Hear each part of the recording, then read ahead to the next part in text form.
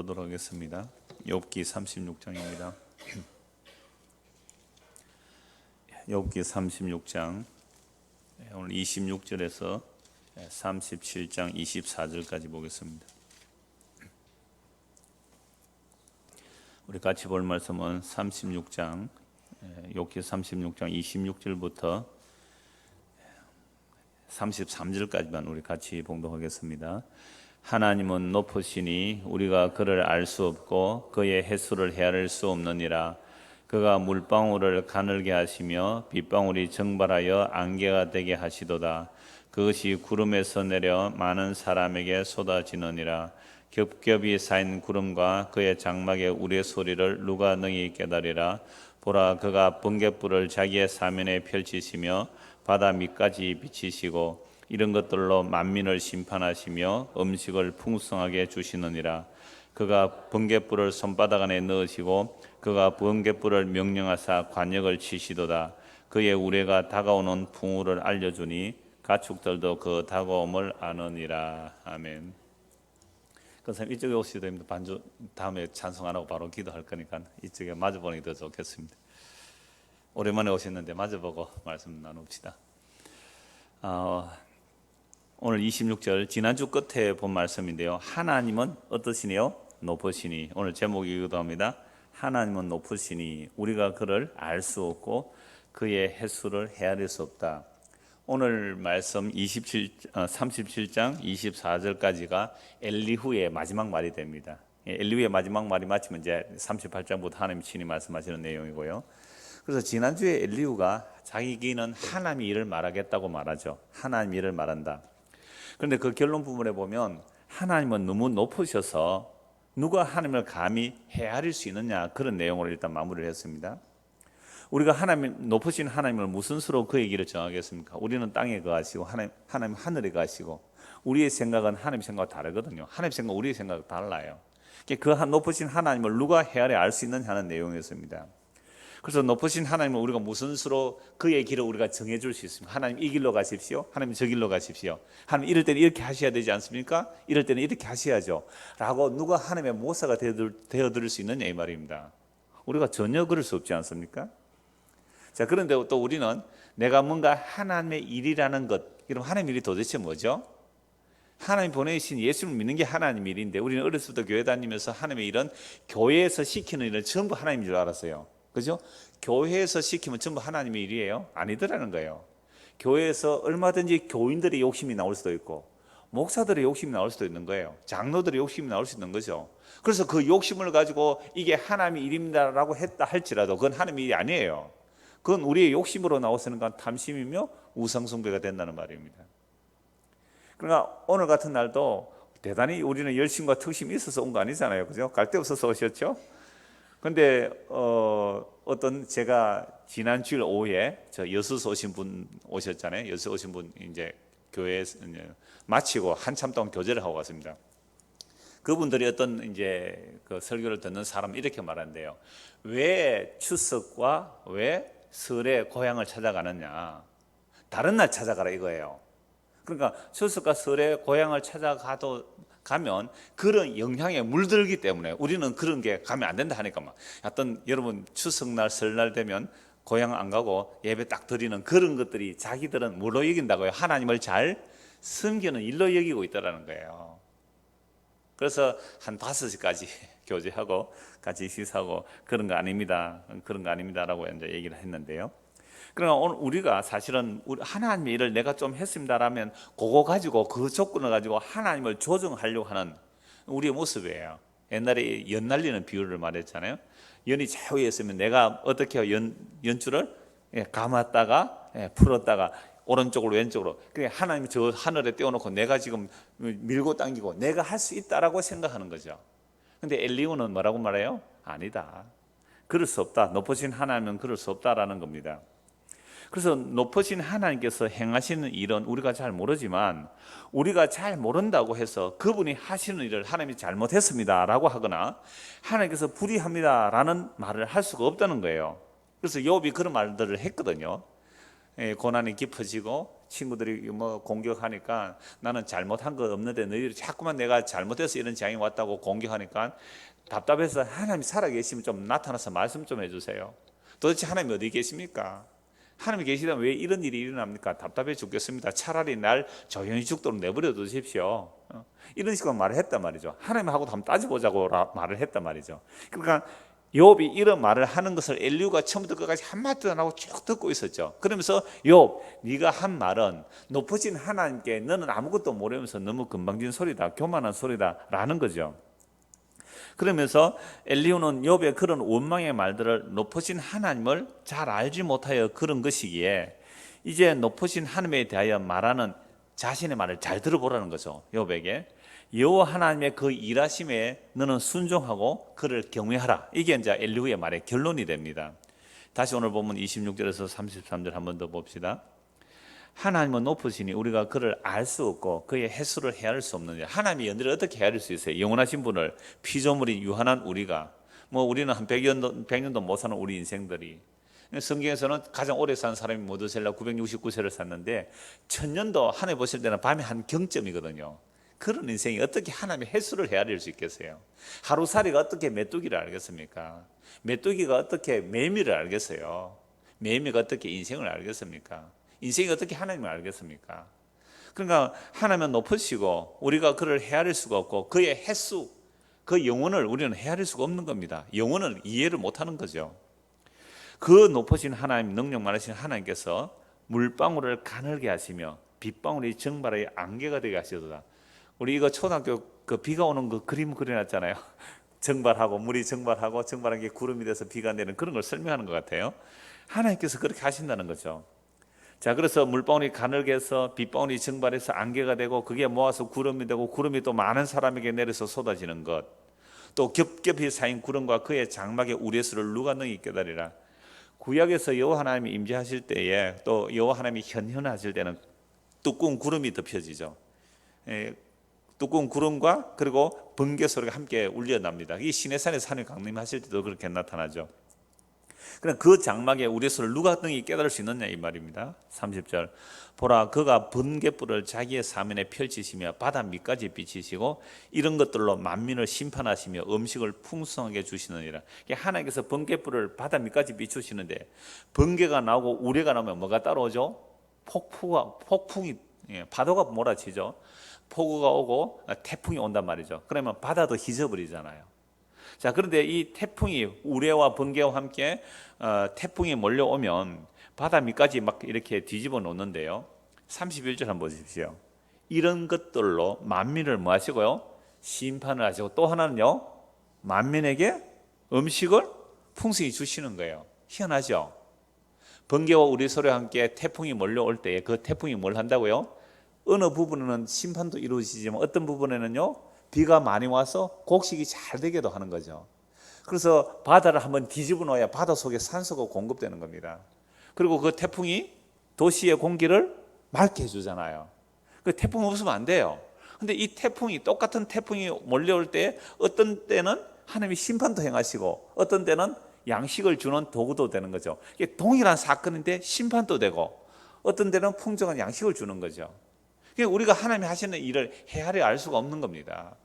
그러니까 저는 이런 표현을 이 태권도 하면 나래차기, 양발차기 있잖아요. 양쪽을 다 친단 말이죠. 그래서 하나님께서 한 가지 일을 가지고, 하나의 일을 가지고 심판할 때는 심판하시고 또 양식 줄 때는 양식을 주신다 이 말입니다. 그래서 32절 그가 번갯불을 손바닥 안에 넣으시고 그가 번갯불을 명령하사 관역을 치시도다. 번개를 하나님께서 딱 마치 제우스 신화에 이런 거 나오잖아요. 제우스가 뭘 들고 다니죠? 번개를 들고 다닙니다. 그래서 번개를 벼락을 내리치는데 이런 데서 힌트 얻었는지 모르죠. 그의 우레가 다가오는 풍우를 알려주니 가축들도 그 다가옴을 아느니라 라고 말씀합니다. 그래서 하나님께서 일하실 때 오늘 31절 보시면 심판도 또 똑같은 사건으로 음식을 풍성해 주신다고 말하는 거죠. 올해 8월 1일입니다. 올해 8월 1일 부산 동네의 한 교회당 담이 벼락에 맞았습니다. 부산에 사시면 아세요? 이 인터넷 이 동영상이니까 내가 구체적인 이름을 말할 수는 없잖아요. 그 소방서에서도 그 사진을 올리면서 모 교회라고 하지 어느 교회 이름 이렇게 안 된단 말이죠.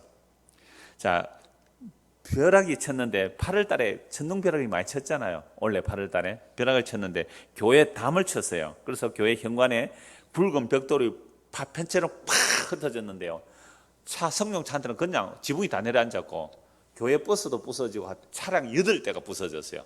벼락에 교회 붉은 담을 맞아서 큰 교회당이에요. 동네에 있는 큰 교회당인데 저 잘 아는 교회당이에요. 그래서 벽돌이 날아가서 차량 10대가 파손됐습니다. 여러분, 이럴 때에 교회를 좋게 보지 않는 사람은 어떻게 말할까요? 그럼 교회 다니는 우리는 어떻게 해석해야 되지요? 저 무엇가 잘못해서, 교회가 잘못해서 그런 일이 일어났나? 아니면 무엇을 깨달으려고 하는가? 아니면 우연히 일어난 것이지. 여러분 어떻게 해석해요? 그래서 이 뉴스 보도에 있는 그 사진을 보고 밑에 요즘 댓글 달잖아요. 뉴스에도 댓글을 다는데 그 댓글 2개를 소개할게요. 교회가 주장하는 게 모든 일은 하나님의 뜻인데 저것도 역시 마찬가지겠죠? 얼마나 하나님의 분노를 살 만한 짓을 했으면 저렇게 하하 이렇게 해놨대. 히읗. 그러니까 교회당에 벼락이 치는 것은 하나님이 천지를 만드시고 만물을 하나님께서 뜻대로 움직이신다니까. 그럼 벼락이 교회당 벽에 쳐서 차가 8개나 부서졌다는 것은 하나님께서 다 하신다 했으니까 너희들이 교회를 좀 아는 사람 댓글 같아요. 얼마나 하나님의 분노를 살 만한 짓을 했으면 벼락이 교회당 벽에 쳤겠느냐. 히히 딱 하는 거예요. 또 다른 댓글인데요. 사람이 안 다쳤길 바라며, 물론 사람 다치다는 소식은 없었어요. 뭔가 비리가 있는 교회라면 이번 기회에 뜨끔하길 바랍니다. 자, 이런 댓글 다는 사람들은 자기들 나름대로 벼락이 예배당 벽에 담에 쳐서 이렇게 피해가 입었다는 것을 보고 해석을 하죠. 그럼 우리는 이런 사건 어떻게 해석해야 됩니까? 제가 이 교회를 좀 알아요. 몇 년 전에 어떤 분이 거기에 새로 오신, 은퇴하시고 나서 새로운 목사님이 말씀 참 잘 전하시 한번 들어봐 주세요 했어요. 그래서 제가 한 2편 들어보면 깜짝 놀랐어요.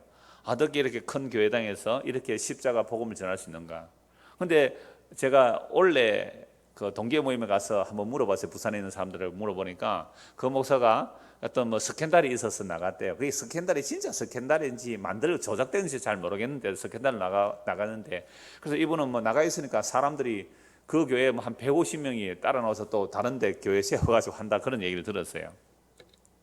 그러니까 이런 벼락치는 사건을 통해서 도대체 하나님 무슨 말씀을 하실까? 우리는 아까 2사람 얘기처럼 뭔가 교회가 잘못한 것이니까 벼락을 쳤을 거야, 뜨끔할 거야, 뭐 이렇게 표현을 하는데, 그리고 예수님은 이럴 때 어떻게 말씀하시죠? 누가복음 13장 4절 5절 말씀을 보시면 실로암 망대가 무너져서 18명이 죽었거든요. 그때 예수님 뭐라고 말씀하세요? 실로암 망대가 무너져서 죽은 18명이 예루살렘에 있는 너희들보다 죄가 더 많아서 그들이 죽은 줄 아느냐? 너희도 회개하지 않으면 이렇게 되리라. 그러면 교회당 담에 벼락친 그 교회는 잘못했고 우리 교회는 그 잘못 안 해서 이 큰 지진에도 멀쩡한 줄 아세요? 그러니까 벼락을 치든지 천둥이 오든지 가뭄이 오든지 이 세상 만물이 어떤 일들이 있을지라도 우리는 그 일들을 통하여 성경 말씀에 비추어서 무엇을 살필 수 있어요? 하나님의 뜻을 살필 수 있다 이 말입니다. 왜? 천지 만물이 주님께로 나오고 주로 말미암아 주께로 돌아가거든요. 그래서 방금 31절 보셨지만 이러한 것들, 번개를 치든지 우레소리가 나든지 폭풍우를 몰아치든지 간에 하나님께서는 심판도 하시고 음식을 풍성해 주시는 거예요. 자, 그래서 태풍이 오면 피해를 입은 사람들은 어떻게 말하겠어요? 피해를 입으면 원망하겠죠. 예수 믿는 사람도 태풍을 맞으면 과일이 다 떨어져 버렸다. 그러면 대부분 추석 때 태풍이 많이 오는데 원래는 참 조용합니다. 태풍 때 추석이 많이 오거든요. 추석 때 태풍 때 추석이 오는 게 아니라 추석 때 태풍이 많이 와요. 그러면 과수 농사 다 망치거든요. 그럼 얼마나 원망이 될까요? 그런데 만약에 태풍으로 인하여 비가 안 오면 또 뭐라고 원망해요? 비 안 온다고 또 원망하잖아요. 그러니까 결국 사람들은 세상 만사를 누구 중심으로 해석해요? 자기 중심으로 해석하니까 비가 오면 비가 온다고 원망, 안 오면 안 온다고 원망. 태풍이 와야 되는 거예요. 와야 되는데 태풍 비 오면 입는다고 원망. 그러니까 사람들마다 각자가 다 자기 중심적으로 세상을 해석하며 삽니다. 우리도 그렇죠? 그러니까 오늘 여기 왔다고 혹시 욕하실 분은 안 계신지 모르겠어요. 집안에 말이지 막 지진 꽂고 열심히 지금 반찬 만들고 있는데 자기는 교회 간다고 싹 빠지고 나온 사람 없어요. 또 나는 예배 드리러 간다 이래가지고 그러니까 예배 드리러 오거나 예배 드리러 안 오거나 간에 우리는 다들 사실 자기 중심적으로 세상 만사를 해석하면서 살아요. 그러니까 나만 내 중심으로 해석하는 게 아니라 옆에 사람도 어떻게 해요? 자기 중심으로 해석하니까 해석과 해석이 어떻게 돼요? 충돌이 일어나죠. 이래서 서로 이단이라 그래요. 교단이 이렇게 나눠지는 거죠. 전부 다 자기 중심으로 해석을 할. 그러니까 이런 세상은 지옥이에요. 모두가 자기 중심으로 해석하는 겁니다. 그래서 이 엘리후는 요업에게 하는 말이 하나님은 높으시다. 우리가 어떻게 그 뜻을 다 헤아려 알겠느냐 하면서 계속 이어지는 말씀 37장 1절에서 11절을 보겠습니다. 이로 말미암아 내 마음이 떨며 그 자리에서 흔들렸도다.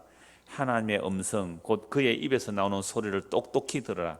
그 소리를 천하에 펼치시며 번갯불을 땅끝까지 이르게 하시고 그 후에 음성을 발하시며 그의 위엄찬 소리로 천둥을 치시며 그 음성이 들릴 때에 번개를 멈추게 아니하시느니라. 하나님은 놀라운 음성을 내시며 우리가 헤아릴 수 없는 큰 일을 행하시느니라. 눈을 명하여 땅에 내리라 하시며 적은 비와 큰 비도 내리게 명하시느니라. 그가 모든 사람의 손에 표를 주시어 모든 사람이 그가 지으신 것을 알게 하려 하심이라. 그러나 짐승들은 땅속에 들어가 그 처소에 머무느니라. 폭풍우는 그 밀실에서 나오고 추위는 북풍을 타고 오느니라. 하나님의 입김이 얼음을 얼게 하고 물의 너비를 줄어들게 하느니라. 또한 그는 구름에 습기를 실으시고 그의 번개로 구름을 흩어지게 하시느니라. 그는 감사고 도시며 그들의 할 일을 조종하시느니라. 그는 땅과 육지 표면에 있는 모든 자들에게 명령하시느니라. 크고 높으신 하나님께서 일하시는 걸 보십시오. 천둥 번개만이 아니잖아요. 비를 내리시고 또 눈을 명하여 땅에 내리고 작은 비도 내리고 큰 비도 내리게 하시고 짐승들은 그 폭풍우가 몰아치면 짐승들은 땅속에 들어가 그 처소에 머물고 폭풍우를 내시고 추위를 북풍을 통하여 보내시고 얼음을 얼게 하시고 물의 너비를 줄게 하시고 구름을 습기에 실으시고 번개로 구름을 흩으시고 모든 것들을 하나님께서 조정하고 계시는 거죠. 그러니까 이러한 높으신 하나님의 일하신 천지 만물들을 다 하나님께서 창조하시고 그 창조하신 것을 하나님께서 움직이신단 말이죠. 그런데 그러한 하나님의 천지 창조 피조물을 통하여 하나님께서 음성을 말씀하신다 그래요. 2절에 하나님의 음성, 그죠? 그러니까 번개 소리를 통하여 하나님의 음성을 듣는 자도 있다 이 말이죠. 번개 소리를 통하여 태풍을 통하여 하나님의 음성을 듣는다 이 말이죠. 그래서 4절에 그 후에 음성을 발하시고 위엄찬 소리로 천둥을 치시며 그 음성이 들릴 때 번개를 멈추게 하지 아니하시느니라. 5절 하나님은 놀라운 음성을 내시며 우리가 헤아릴 수 없는 큰 일을 행하시는. 그래서 천둥 번개를 통하여도 하나님께서 자기 하실 말씀을 하신다 이 말이에요. 그래서 그 소리가 온 땅, 온 우주에 다 하나님께서 자기 뜻을 펼쳐내시고 하나님의 뜻대로 조정하시고 모든 사람들에게 명령하시는 분이세요. 자, 이렇게 하시는데요. 13절 혹은 징계를 위하여 혹은 땅을 위하여 혹은 긍휼을 위하여 그가 이런 일을 생기게 하셨느니라. 비를 내리고 얼음을 얼게 하시고 한 사건인데, 그죠? 이 모든 피조물을 가지고 하나님이 일하실 때 한 사건인데 그 한 사건이 어떤 때는 징계를 위하여 또는요 땅을 위하여 어떤 때는 긍휼을 위하여. 이게 오늘 제가 보고자 하는 핵심이에요. 아까 31절도 봤잖아요. 똑같은 사건으로 심판도 양식도 주시는 일이 나고 똑같은 하나의 어떤 자연 현상으로 징계도 되고 땅을 위하고 긍휼도 베푸시는 겁니다. 그래서 하나님께서 이 우주 만물 모든 피조물을 사용하셔서 어떤 경우에 징계로 어떤 경우에 땅을 위하여 어떤 경우는 긍휼로 일하시는 겁니다. 그러므로 세상의 모든 일들을 통하여 하나님의 뜻을 헤아리는 거죠. 하나님의 음성을 들으라 이 말입니다. 하나님의 음성을 들으라고 한다고 해서 신비주의처럼 무슨 사건마다 하나님의 음성 듣는다는 그런 얘기가 아니에요. 하나님께서 일하실 때에 우리가 자연 만물을 통해서 하나님의 음성을 들을 수 있는데 그러나 들을 자면 듣게 하세요. 그런데 이걸 자꾸만 자기가 의도적으로 막 주의 음성 듣기 연습, 하나님의 음성 듣기 연습해가지고 바람 소리를 통해서 듣는다 해서 이거 이상한 쪽으로 가는 거 아닙니다. 하나님께서 천둥 번개 소리를 통하여 말씀하시는데 알아들을 자면 알아들어요. 예를 들자면 바울이 예수 믿는 사람 잡혀서 다메섹으로 가다가 대낮인데 햇빛보다 더 밝은 빛이 비쳤잖아요. 사도행전 9장에 나오죠. 그때 말에서 굴러 넘어집니다. 그때 하늘에서 음성이 들렸어요.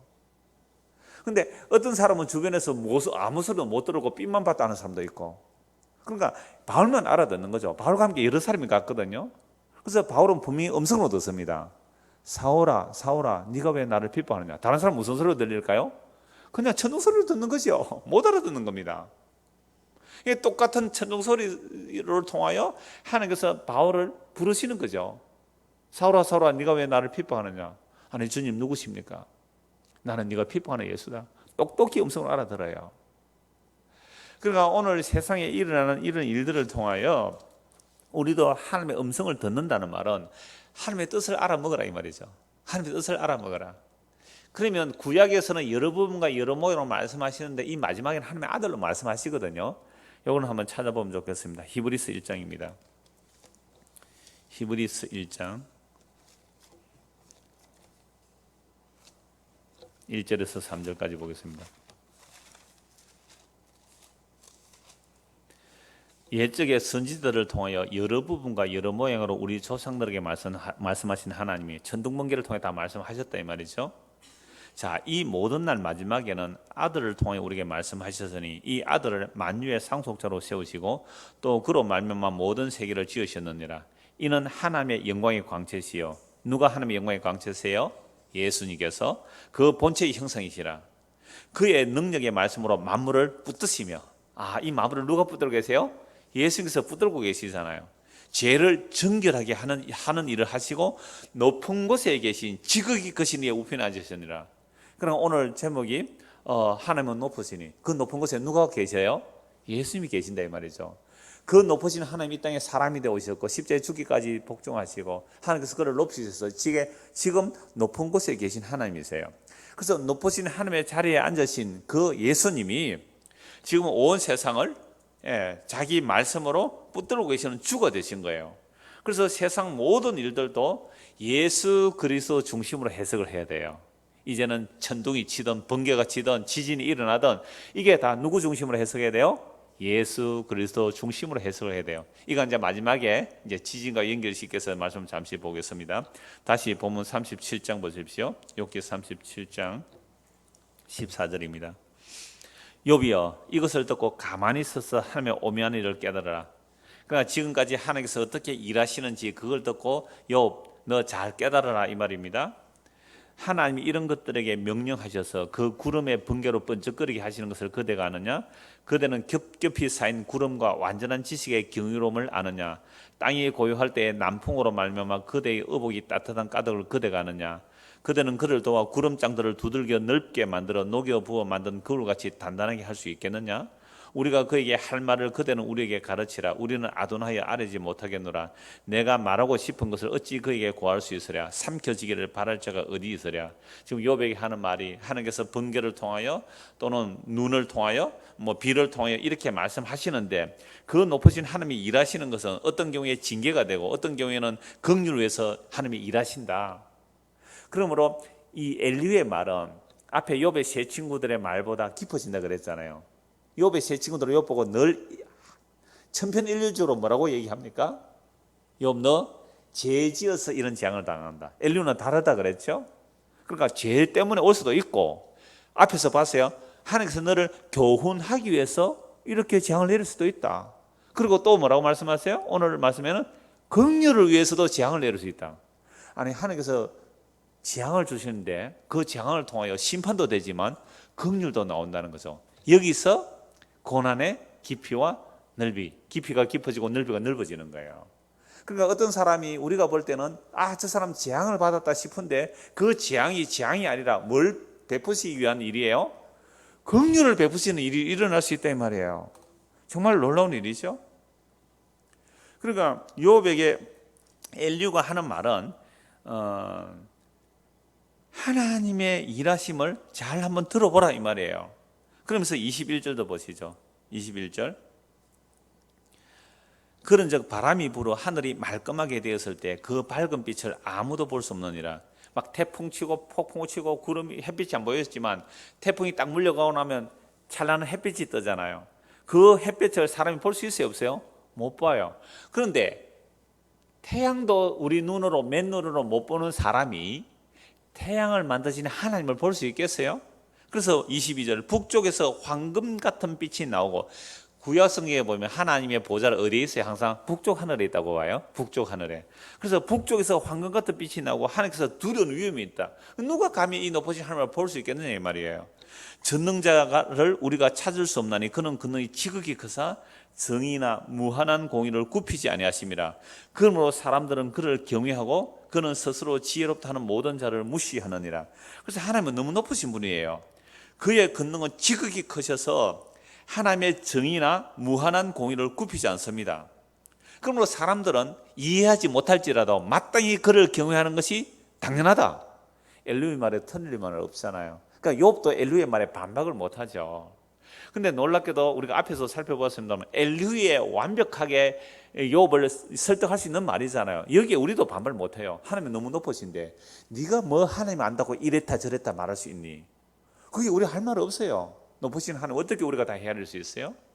그런데 엘리의 이 말에 욥은 항복을 안 해요. 회개를 안 해요. 너는 잔소리 말고 하나님께 순종하고 하나님을 경외해. 이게 엘리의 말의 결론이거든요. 근데 욥은 엘리의 말에 회개 안 합니다. 근데 희한하게 이 폭풍우를 말했는데 하나님께서 다음 주에 보겠습니다. 38 1절 한번 보세요.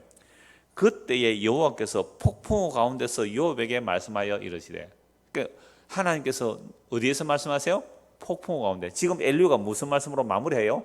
폭풍우를 얘기하잖아요. 우리의 번개 폭풍 속에 말씀하시는 하나님을 우리는 잘 알 수 없다. 그러니까 까불지 말고 너 하나님께 순종해. 이렇게 했는데 욥은 항복 안 해요. 근데 드디어 하나님께서 어디에서 말씀하세요? 폭풍우 가운데서 말씀하세요. 폭풍우 가운데. 그러니까 욥은 나중에 하나님 말씀 앞에 이제 회개하게 되는 거죠. 그래서 엘리야의 오늘 결론의 말씀은 이거예요. 우리가 높으신 하나님을 헤아려 알 수가 없기 때문에 우리는 하나님께 어떤 반론을 할 수가 없다. 만약에 욥 네가 똑똑하고 잘한다면 한번 말해봐라 이 말이에요. 이 19절 우리가 그에게 할 말을 그대는 우리에게 가르쳐라. 우리가 하나님께 할 말이 없다. 어떤 하나님께서 처분을 하시는 우리 할 말이 없다. 만약 욥 너 할 말이 있다면 우리에게 한번 가르쳐봐라. 우리는 아돈하여 하나님께 아뢰지를 못하겠다. 내가 말하고 싶은 것을 어찌 그에게 고할 수 있으랴. 이 말은 뭐예요? 그런데 내가 하나님 이건 참 부당한 것 같은데요, 하나님 이럴 수 있습니까? 라고 말하고 싶지만 만약 그렇게 하나님께 대든다면 너는 하나님께 어떻게 될 거라? 삼켜질 거야. 그러니까 까불지 말고 너 조용히 하나님의 일하심에 무릎 꿇고 처분대로 하옵소서 하고 하나님을 경외해야지. 감히 인간의 주제에 하나님께 대들다니 너 교만해. 이게 이제 엘리야의 말의 결론이에요. 근데 욥의 세 친구가 다른 점은 뭐라고 했어요? 욥이 당하는 재앙이 놀랍게도 한 가지 다르게 볼 수 있는 내용이 뭐예요? 전부 욥의 친구는 심판이라고 그랬잖아요. 근데 엘리야는 뭐라고요?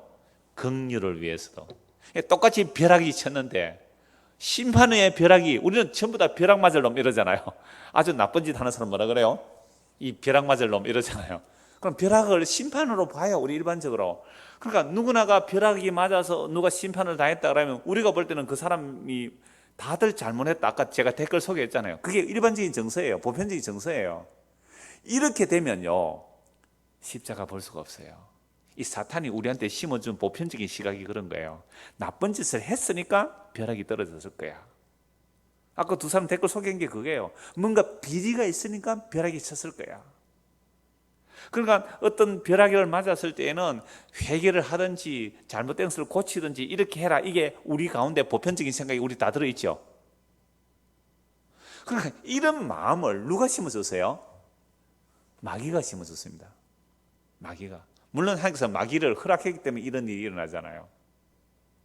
그러니까 여기에 갇혀서 나올 수가 없는 거죠, 욥의 세 친구들이. 근데 엘리야는 뭐라고요? 똑같이 벼락을 맞았다 할지라도 하나님께서 뭘 해서? 긍휼을 보이기 위해서 벼락을 내릴 수 있다는 겁니다. 그래서 오늘 제가 본 핵심의 내용이 이제 20절 10절 똑같은 사건이 우리와 번개와 폭풍과 일어날 때 그 한 가지 일을 통하여 하나님은 징계도 하시고 땅을 위에도 하시고 긍휼 위에도 하신다라는 말씀입니다. 제가 다른 표준 세번역으로 보면 이렇게 되어 있어요. 하나님은 땅에 물을 주시려고 비를 내리십니다. 사람을 벌하실 때에도 비를 내리시고 사람에게 은총을 베푸실 때에도 비를 내리십니다. 방금 읽었던 그 13절 말씀을 세 번역 이렇게 번역해 놓은 거예요. 그러니까 하나님께서 땅에 물을 주시려고, 땅에 뭐 하시려고? 물을 주시려고 비를 내리시잖아요. 이 시편에 나와요. 하나님께서 산에서 물을 주신다고. 하나님께서 하늘 누에서 산에 물을 주신다고. 하나님께서 물을 주시니까 나무가 자라고 풀이 자라고 들짐승들이 그 풀을 뜯어먹고 자라는 거. 하나님께서 물을 주신다 그래요. 그래서 하나님의 일하심이 충만하다. 이게 13절에 징계를 하고 땅을 위해, 땅에 하나님께서 비를 주세요. 자, 비를 주시는데 이게 징계도 되고 어떤 경우는 뭐가 되고요? 긍휼도 되고 긍휼도 되고. 그래서 나중에 욥기 38장 39장에 나가보면 저 빈 광야 황무지 아무 사람도 살지 않는 그곳에 비 내리는 이유를 너 아니? 하나님께서 욥에게 그렇게 물으세요. 우리는 아까 누구 중심이라고 그랬어요? 내 중심이에요. 우리 창원에 비 잘 오면 다른 데 비 오거나 안 오나 관심 있어요 없어요? 없다니까요. 원래도 저 경북 저 어디예요? 사도 있는 그쪽 말고 또 그 어성 이런 지에 굉장히 가물었어요. 굉장히 가물었는데, 근데 이쪽은 그렇게 안 가물었잖아요. 오늘 농사 짓는 사람도 아니고. 그러니까 저 어성에 있는 목사님이 비가 안 와서 그 농부들이 참 마음이 애타해서 기도에 하나님 비를 좀 내려주십시오. 그러니까 뭐라는지 아세요? 교인들이 나중에 비 오니까 보세요. 기도해서 비 안 옵니까? 이랬더니까 교회 다니는 사람이 그런다 그래요. 비 올 때 내가 왔겠지 뭐. 그러니까 보세요. 이 사람들은 비를 누가 주신다는 것을 모르는 거예요. 하나님 주신다는 걸 모르는 거죠. 그래서 비가 징계를 위해서 땅을 위해 긍휼을 해요. 제가 세 번째로 방금 읽어드렸잖아요. 하나님은 땅에 물을 주시려고 비를 내리시죠. 땅에 물을 주시 하늘에 비를 내리는데 그 비가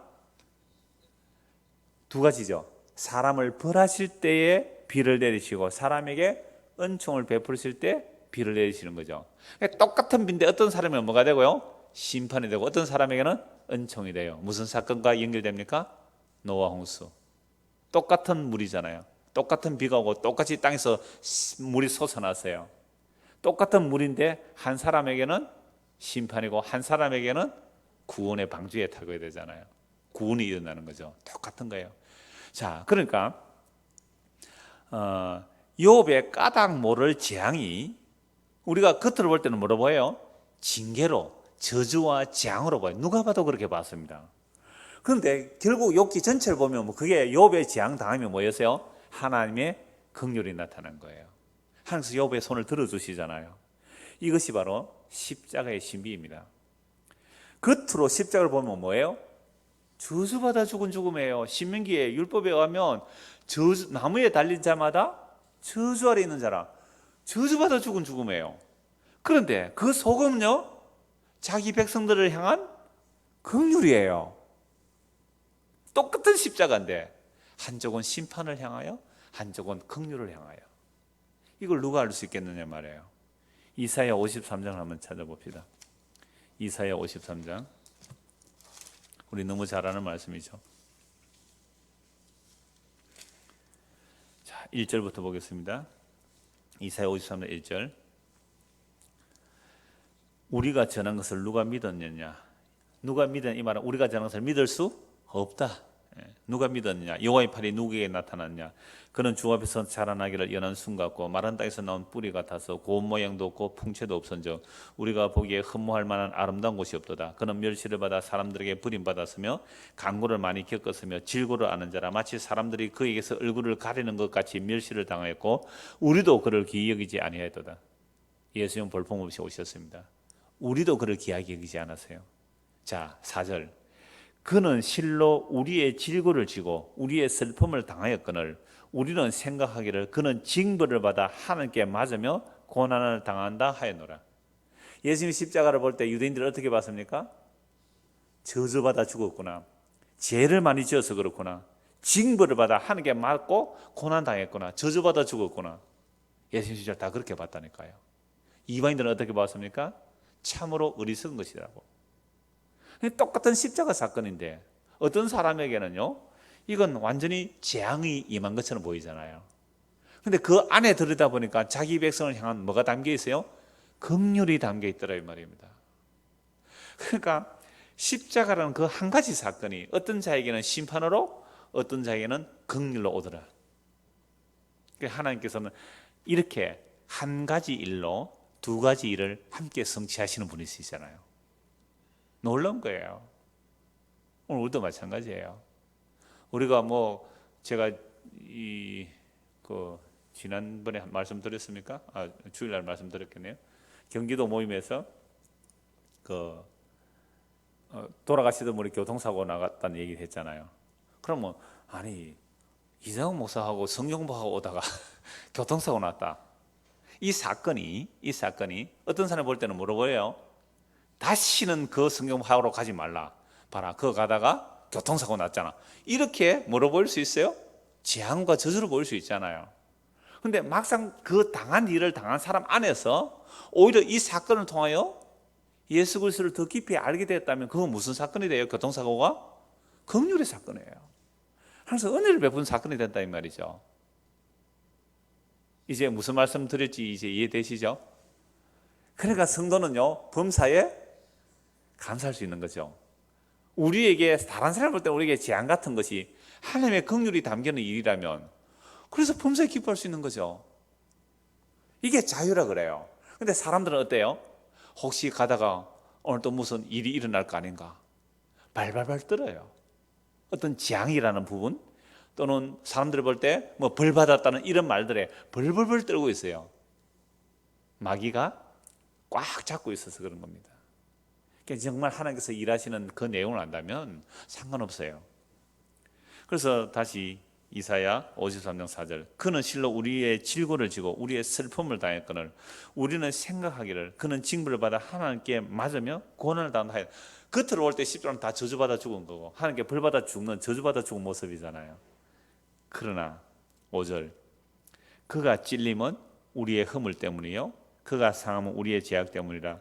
그가 징계를 받음으로 우리는 평화를 누리고 그가 채찍에 맞음으로 우리는 나음을 받아도다.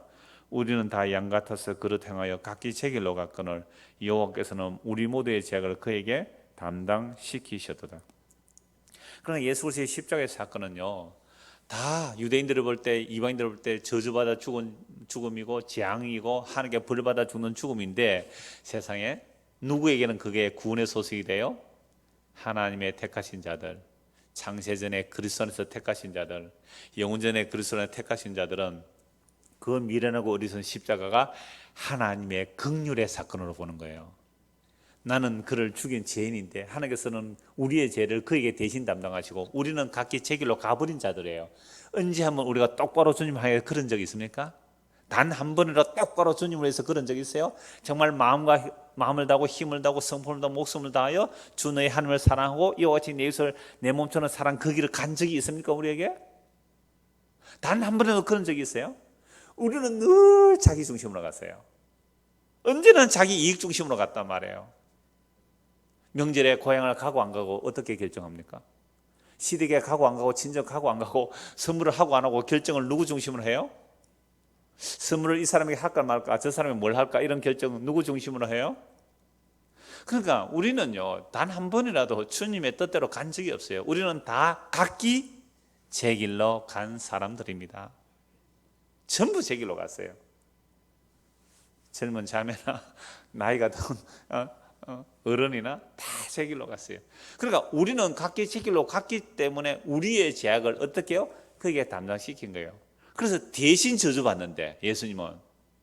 근데 그걸 겉으로 보고 재수 없어, 저주받아서 침 뱉고 고개 지라고 도리자 다 떠나가잖아요. 동일한 십자가 사건이 그 사람들에게 뭐가 되고요? 심판이 되고. 그런데 하나님께서 택하신 자들은 동일한 그 십자가 사건이 하나님의 사랑의 확정으로 보이는 거예요. 하나님의 긍휼로 보인단 말이에요. 우리가 죄인 되었을 때, 우리가 원수 되었을 때에, 우리가 하나님을 생각지도 아니했던 마음으로 아예 원수되어 있을 때에 그 십자가가 하나님의 자기 사랑의 확증임을 드러내신 거예요. 이건요 정말 기적이에요. 그래서 같은 십자가 사건을 통하여 어떤 사람이 심판의 소식이 되고 어떤 사람에게는 긍휼의 소식이 돼요. 그러면 십자가를 통하여 긍휼의 소식으로 하나님의 사랑으로 보이는 사람들은 이 역사 속에서 어떤 모습일까요? 이게 이제 결론입니다. 똑같은 십자가가 어떤 사람이 심판으로, 어떤 사람에게는 구원의 능력으로 임하게 된단 말이죠. 그럼 십자가가 구원의 능력으로 임하려면 어떤 사람들에게 이 십자가가 하나님의 구원의 능력으로 나타날까요? 네, 장세에 택한 백성 맞습니다. 그런데 그런 사람들이 어떻게 이 역사 속에서 십자가가 하나님의 구원의 능력임을 알고 믿게 되느냐 이 말이에요. 욥을 보십시오. 까닭 없는 고난을 통하여, 까닭 없는 고난을 통하여. 모세를 보십시오. 하나님이 나타나실 때 그 높으신 앞에 신발을 벗고 무릎을 꿇었습니다. 이사야를 보십시오. 그 선지자가 하나님의 영광 앞에 화로다 나의 망하게 되었도다. 전부 무릎 꿇고 망하고 재앙받는 이 모습으로 하나님의 영광을 보는 거예요. 그 높으신 하나님을 만났는데 그 십자가 고난을 통해 만난다니까요. 신약에서 베드로를 보십시오. 주여 나는 죄인으로서이다. 나를 떠나소서. 고기 잡은 기적 앞에서, 부활하신 이후에 주님께서 베드로에게 고기 잡은 그 기적 앞에서 주여 나는 죄인으로서이다. 나를 떠나소서. 바울은 아까도 말씀드렸습니다만 그 빛 앞에서 자기는 의롭다고 했지만, 그래서 예수 믿는 사람 다 잡아 죽이는 것이 하나님의 일인 줄 아는데 정말 주님 만나니까 엎드려 죽은 자 같이 되죠. 그리고 결국 하는 말이 나는 죄인 중이겠습니다. 이런 자들이 장세전에 그리스도를 택한 자들의 특징들이에요. 그래서 구약과 신약에서 하나님의 구원받은 백성들은 모두가 자아의 무너짐, 자기 의의 무너짐. 바울이 얼마나 대단했어요. 율법의 의로는 흠이 없다고 하는 사람입니다. 그 의가 무너지는 거예요. 그 자아가 무너지는 겁니다. 그 자존심이 무너져 내리는 거예요. 그러면서 저주받아 죽은 십자가에 눈길이 가고 마음이 열려지는 겁니다. 그냥 어느 날 갑자기 순간에 턱 십자가 보고 아이고 예수 믿고 구원받다 아니에요. 물론 묵시 속에서는 자기 백성이 완성이 일어났지만 이 역사 속에서 예수 그리스도의 그 십자가가 보이는 것은요, 반드시 하나님께서 그 사람을 흔들어 대십니다. 모세를 보십시오. 그 애국 왕국에 잘 먹고 잘 살 수 있는 그 모세가 사건이 일어나서 광야로 가서 40년 동안 광야 80세 됐습니다. 이스라엘 백성을 이끌어내잖아요. 그렇게 흔들어내는 거예요. 구약의 모든 믿음의 사람들, 히브리서 11장에 나오는 그 모든 믿음의 선지자를 보십시오. 하나님께서 흔들지 않은 자들이 없어요. 아브라함 잘 먹고 잘 살았습니다. 고향 땅에서. 아버지가 요즘 같으면요 중소기업 사장님이세요. 얼마나 우상 만들어서 잘 먹고 잘 사는 그 가정 흔드신다니까요. 떠나라. 그러니까 믿음의 사람들 치고 안 흔들린 사람이 없어요. 내 본토 친척 아버지 집을 떠나라. 그러니까 다 흔드신다니까요. 그 사건들을 통해 하나님께서 자기 백성을 이끌어내시고, 그래서 아무도 그들도 보지도 않았던, 여러분 오늘 여기 있는 우리가 정말로 내가 원하는 내 뜻대로 일들이 잘 풀리고 형통하고 승승장구해서 세상이 원하는 뜻대로 다 되었다면 정말 저주받아 죽었다는 그 예수 그리스도의 십자가, 그게 마음이 갈까요? 그런데 오늘 이 땅의 십자가는 왜곡된 십자가예요. 십자가를 부적처럼 사용하고 있거든요. 십자가를 마치 알라딘의 램프처럼 사용한단 말이죠. 십자가 얘기하면서 예수님께서 우리를 위해서 대신 저주받았기 때문에 우리는 저주받으면 안 되고, 그 십자가 올라타서 우리는 세상에서 성공해야 된다고 세상의 성공주의로 나가버려요. 이게 번영신학이에요. 그런 십자가 아니에요. 주님 다시 오시는 그날까지 미련하고 어리석은 십자가예요. 그래서 그 십자가가 눈에 밝게 보이려면 제가 방금 말씀드린 대로 어떻게 해야 된다고요? 삶의 지반이 흔들려요. 삶의 지반이 흔들리는 거예요. 그러면서 자존심이 상해요. 때로는 몸이 약해지기도 하고요. 요즘 젊은 사람들 말로는 정말 쪽팔리는 일들이 일어나는 거예요. 이거 살아야 되나 말아야 되느냐. 차라리 탁 죽었으면 좋겠다. 그런 마음도 마구마구 들어요. 놀랍게도 그렇게 낮추어졌을 때 천지를 지으신 그 높으신 하나님이 나보다 더 낮은 자리에 있더라고요. 내가 더 이상 내려갈 수 없는 바닥이라고 하는 그 바닥에서 보니까 나보다 더 낮은 곳에 주님이 계시더라 이 말입니다. 그때 무엇이 발견돼요? 십자가는 긍휼의 자리가 되는 겁니다. 히브리서 12장 한번 보시죠. 히브리서 12장 25절입니다.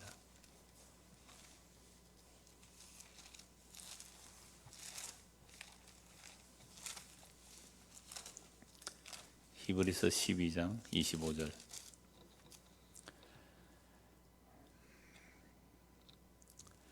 너희는 삼가 말씀하신 일을 거역하지 말라. 땅에서 경고하신 일을 거역한 그들이 피하지 못하였거든. 하물며 하늘로부터 경고하신 일을 배반한 우리를 거보냐. 땅에서 경고를 누가 했어요? 모세가 했습니다. 모세가 시내산에 산의 말씀을 받을 때 시내산이 뭐가 일어났어요? 지진이 일어났습니다. 천둥, 번개, 우레. 그 땅이 진동했단 말이죠. 그런데 이제는 하늘로부터 경고하신 이 누구죠? 예수 그리스도. 24절 새 언약의 중보자이신 예수가 및 아벨의 피보다 더 나은 것을 말하는 뿌린 피라. 새 언약의 피.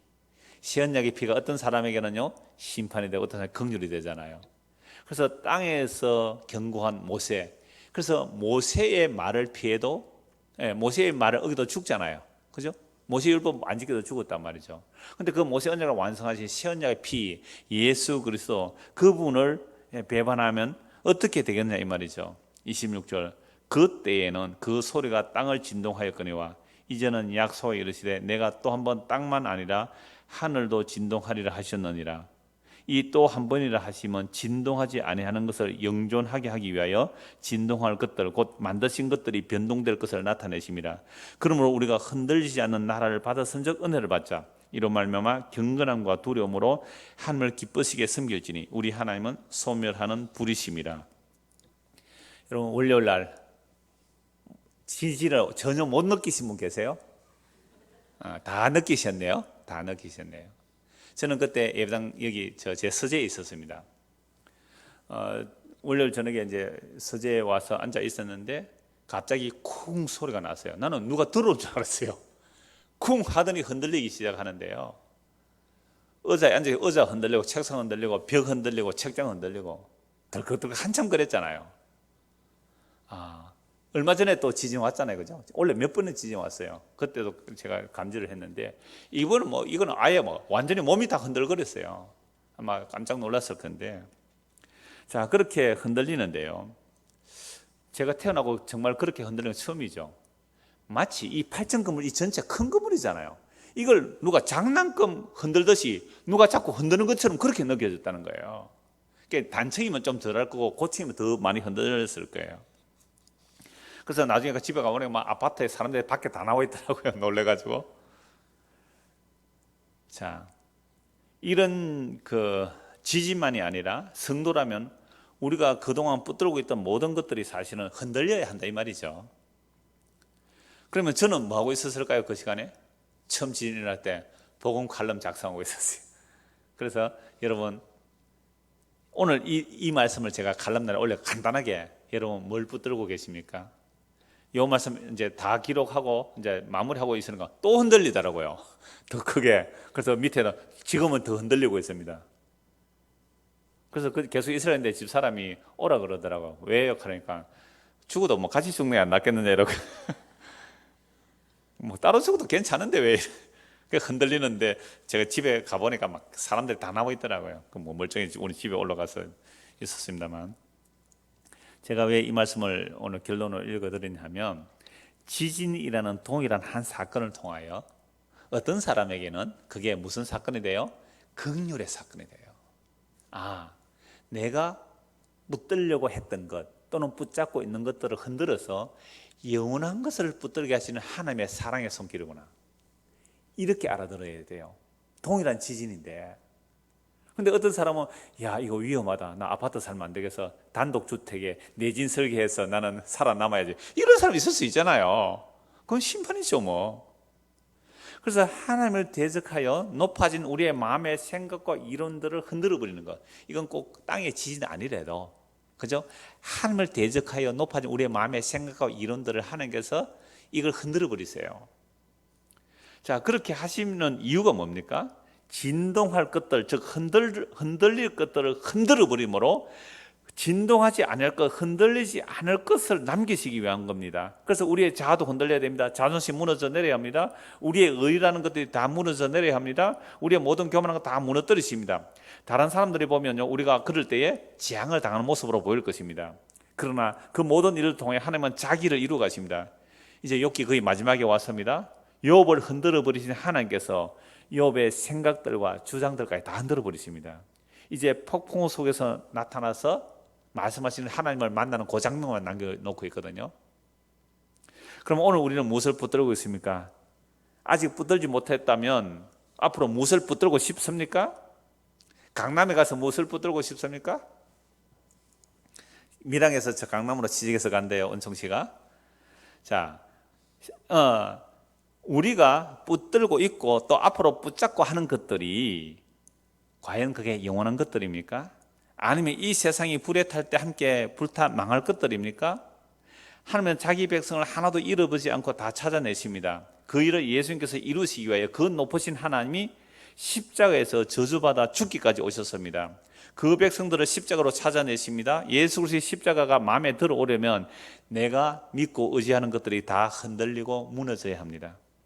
이렇게 흔들리고 무너지는 자들이 택함을 입은 자들입니다. 그러면 이런 지진을 통해서도 하나님께서 우리에게 말씀하십니다. 어떤 꼬마는 막 지진이니까 지진 멈춰달라고 기도하는 애가 있었고요, 우리 주일학교 학생들 가운데.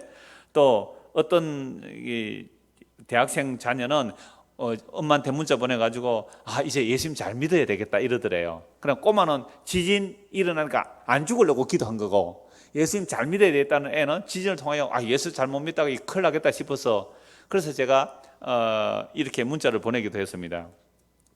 이럴 때에 그죠, 얼마나 좋은 기회예요. 여러분, 이번 추석 때 정말 복음 전하기 좋은 기회예요. 뭐라고 전하면 되겠어요?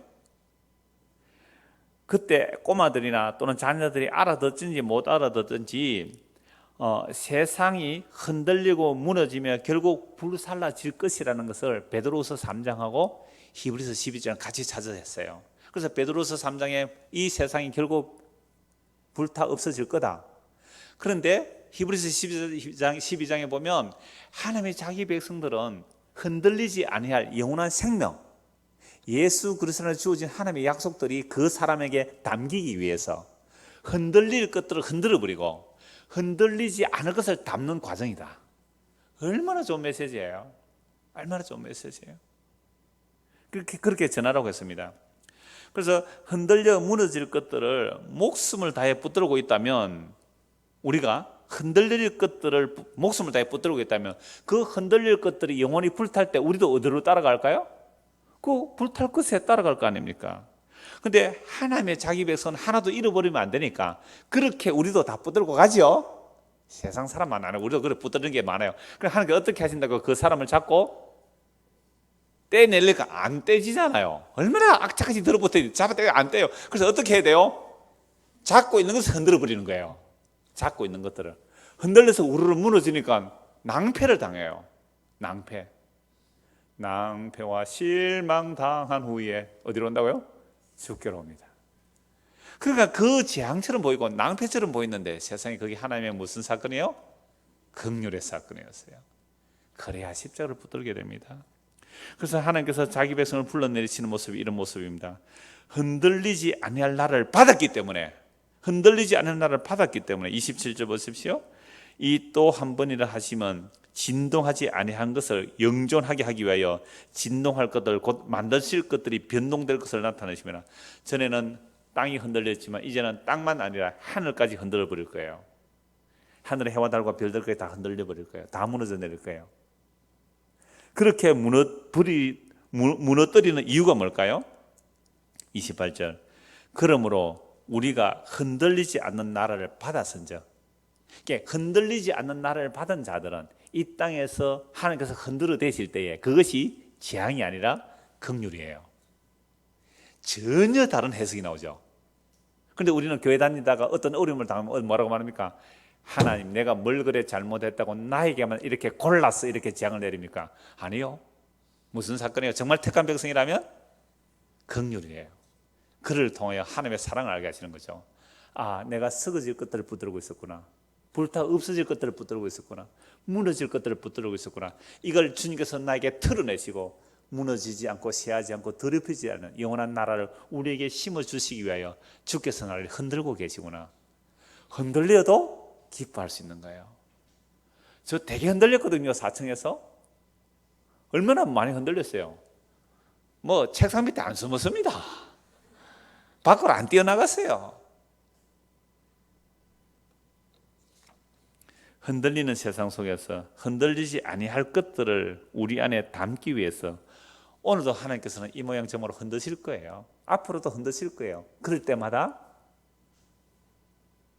동일한 사건인데 이걸 통하여 주의 긍휼을 담는 사건으로 보시는 자들, 이런 사람들이 믿음의 사람들이에요. 이런 사람들은 세상에 흔들리는 것이 두려울까요? 안 두려울까요? 안 두려워요. 어차피 무너질 거 미리 알게 하셔서 빈손 들고 십자가만 붙들게 하시는 하나님의 긍휼이요, 하나님의 사랑이요, 하나님 자기 택한 백성들에게 나타나는 하나님의 크나큰 긍휼이심을 믿고 살아가는 저와 여러분 되기를 소원합니다. 기도하겠습니다. 하나님 아버지, 높으신 하나님께서 너무 높아서 우리가 알지 못했는데 그 높으신 하나님이 자기를 비워 십자가에 죽기까지 하시니 너무 낮아졌다고 또 믿지 못한다는 사람들입니다. 이런 우리가 어떻게 십자가의 예수님이 하나님의 긍휼과 사랑의 확증을 알 수 있겠습니까? 오직 예수 그리스도 안에서 영원전에 택하신 자들에게 우리가 붙들고 있는 것들을 흔들어서라도 그 예수님을 바라보게 하시는 이 주님의 긍휼과 주님의 사랑을 알게 하심으로 이 세상의 그 어떤 일도 우리를 흔들 수 없다는 그 주의 약속의 말씀 때문에 믿음으로 담대하게 세상을 이겨나가는 성도가 되게 하여 주옵소서. 감사하고 예수 그리스도 이름 받들어 기도드리옵나이다. 아멘. 자, 이렇게 기도하고 돌아가겠습니다. 금요일은 쉽니다.